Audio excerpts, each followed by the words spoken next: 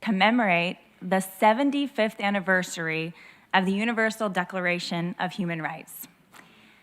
When the member states of the United Nations adopted the Universal Declaration of Human Rights in 1948, the world was reeling. We were 3 years removed from the liberation of the Nazi death camps in 1945, where the horrors of the evils committed against the Jewish people and political dissidents emerged, and the world would never be the same. Their human rights were violated. They were enslaved, their bodies used for labor or experimentation at the whim of their captors. They were cruelly tortured and degraded, as if they were less than animals. They were murdered. When the drafters of the UDHR put pen to paper, this was not an academic exercise. This was not the defense of some theoretical idea. This was a robust response to some of the greatest atrocities and most severe and systematic human rights abuses perpetuated in modern history. These were bloody times in living memory of some who are with us today. The 20th century saw more bloodshed than any century before. World War I, over 20 million deaths. World War II, over 70 million deaths, including 6 million Jews murdered in the Nazi Holocaust.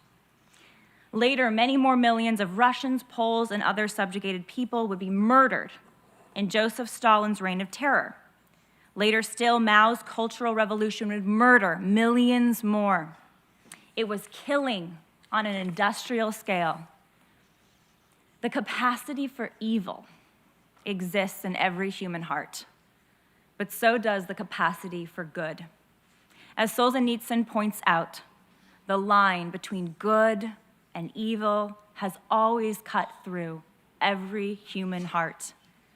The truth is, every single one of us are spiritual, formed in the image and likeness of goodness itself, oriented towards the highest of powers, God Himself. Each of us possess reason to know and to choose the good. Respect for the everyday miracle of human life, respect for every human person must be the first movement of our shared moral conscience. And so, inspired the United Nations Declaration of Human Rights, which we commemorate and celebrate today. From Article 3 of the Declaration, everyone has the right to life, liberty, and the security of the person.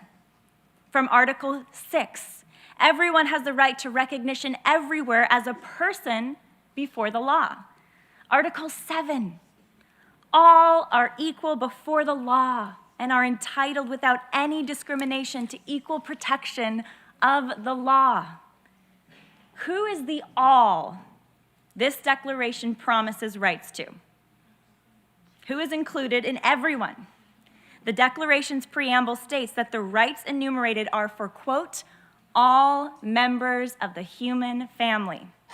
It states, recognition of the inherent dignity and of the equal and inalienable rights of all members of the human family is the foundation of freedom, justice, and peace in the world. So, how does one become a member of the human family? I'm proud to be a member of the human family, as I know all of you are with me today, as is the little baby daughter in my womb. Here's a quick review for us. Thanks to a team of medical experts and scientists created with live action and world-class animators. We can play Baby Olivia now.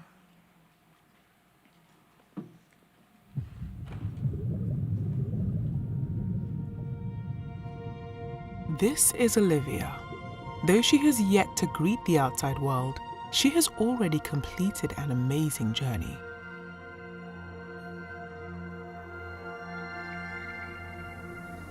This is the moment that life begins. A new human being has come into existence. At fertilization, her gender, ethnicity, hair color, eye color, and countless traits are already determined. She begins to implant in the uterus about 1 week after fertilization. Her cells organize into what we call an embryo. At 3 weeks and 1 day, just 22 days after fertilization, Olivia's heartbeat can be detected.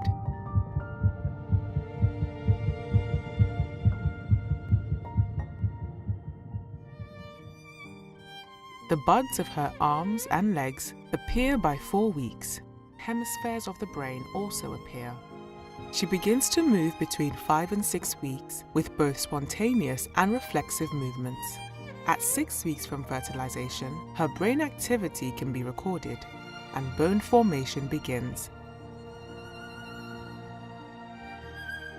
She can bring her hands together at 7.5 weeks, and separate fingers and toes emerge. She can also begin to hiccup.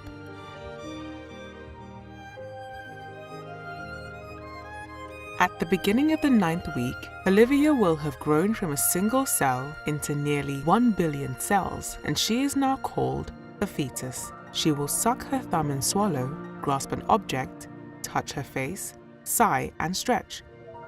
At 11 weeks, she is playing in the womb, moving her body and exploring her environment. Her taste bud cells have matured by week 12 but are still scattered throughout her mouth. Her mother will first sense Olivia's movements between 14 and 18 weeks, an event called quickening. Beginning at 18 weeks, ultrasounds show speaking movements in her voice box. Around 20 weeks, with a lot of help, babies have survived outside the womb. At 27 weeks, her eyes are responding to light. She can recognize her parents' voices and will even recognize lullabies and stories. Olivia has gone on an amazing journey during these last 9 months. She will soon signal to her mother that it is time for delivery and greet the outside world.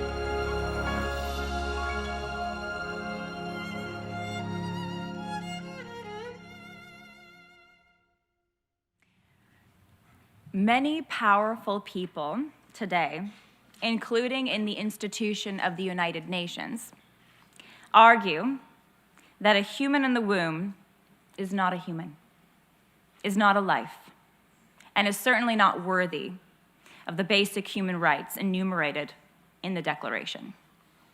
Instead, these powerful people like to argue that one must pass through the magical birth canal in order to receive one's humanity. How ludicrous. It's clear, science is clear, that human life does not begin at birth, but before, at the moment of fertilization. Since our universal human rights are grounded in being human, in being a member of the human species, not in your age, not in your level of development, not in your location, human embryos and fetuses have the same inalienable and universal right to life as human infants, toddlers, teenagers, and adults.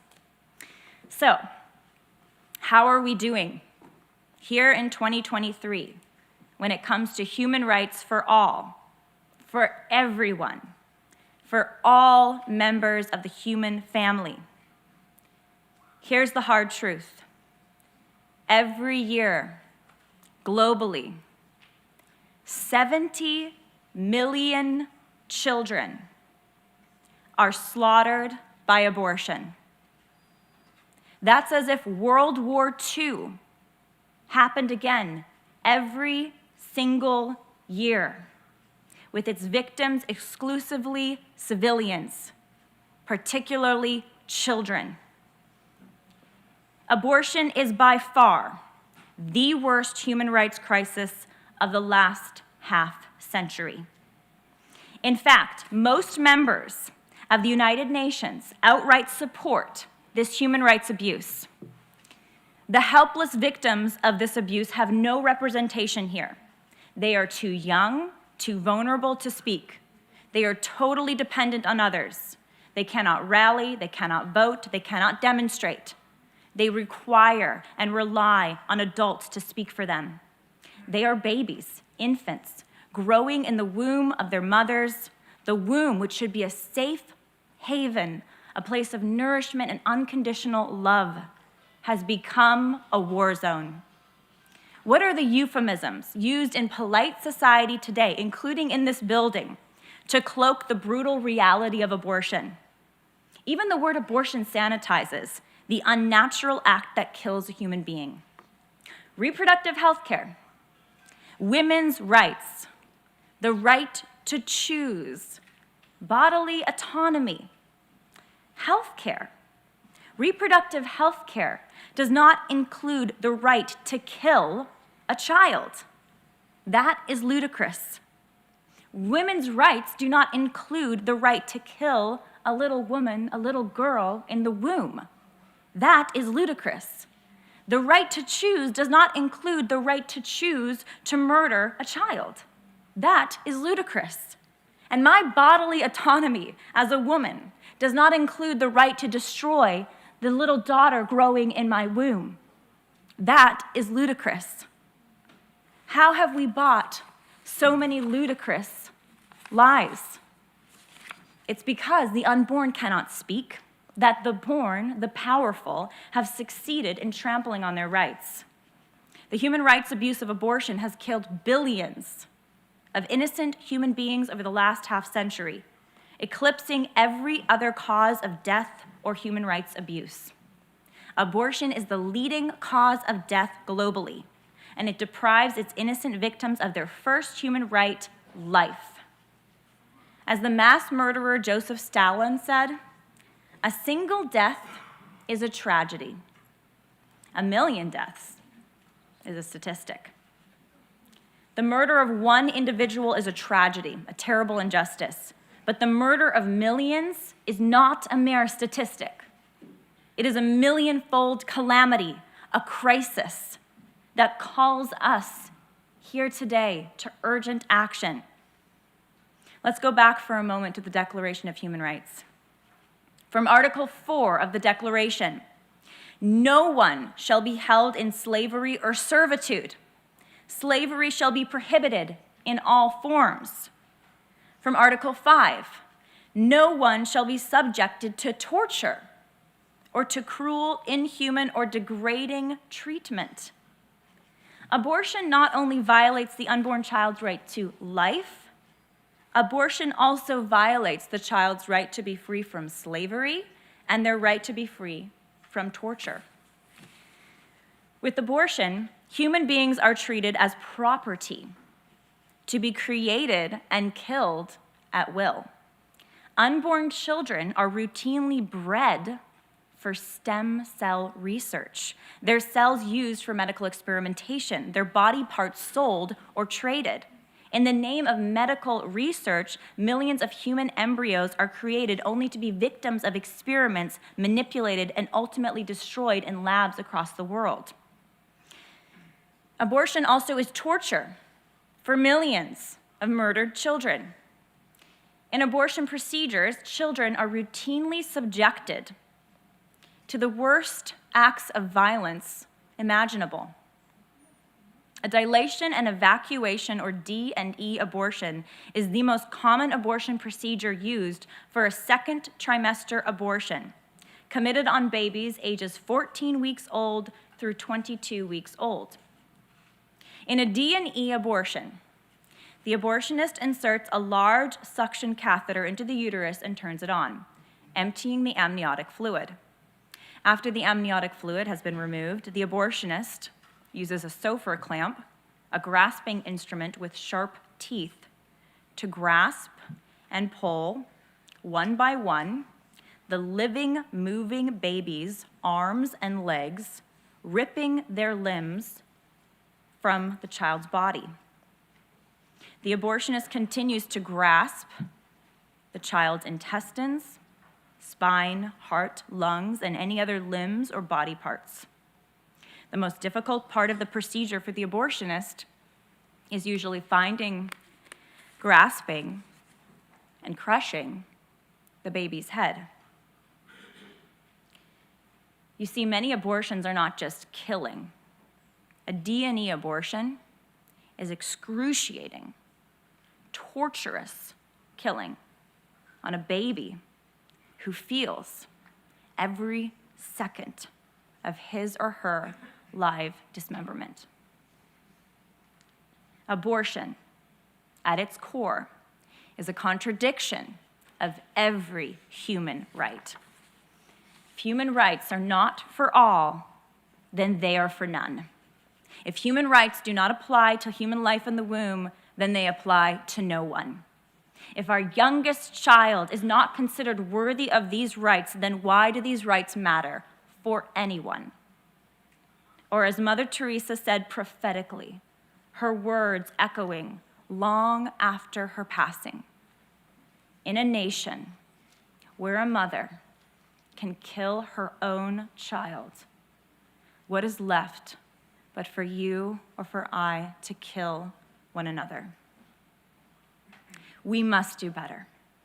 We can do better to live up to the great ideals of this declaration. We must stand for all, human rights for all, and the most basic human right, life for all members of the human family. So how do we move forward? How do we protect human rights worldwide? I call on the United Nations to address the human rights crisis of abortion and set a resolution of all its member nations to end it. A strong leader stands on the truth, and the truth is the first step towards lasting political victory. We must refuse to tolerate in our nations the homicide of any child in the womb, no matter the circumstances or excuses. It is our duty to abolish abortion. It is our duty to listen once more to our human conscience and refuse to rationalize why one child should be welcomed and another one killed. As we protect fundamental human rights, we can ensure that every soul has the opportunity to be born, to live, and to thrive. Our shared commitment to the dignity of every life for every member of the human family will secure the freedom, justice, and peace that we so deeply desire for each of our beloved nations. Thank you.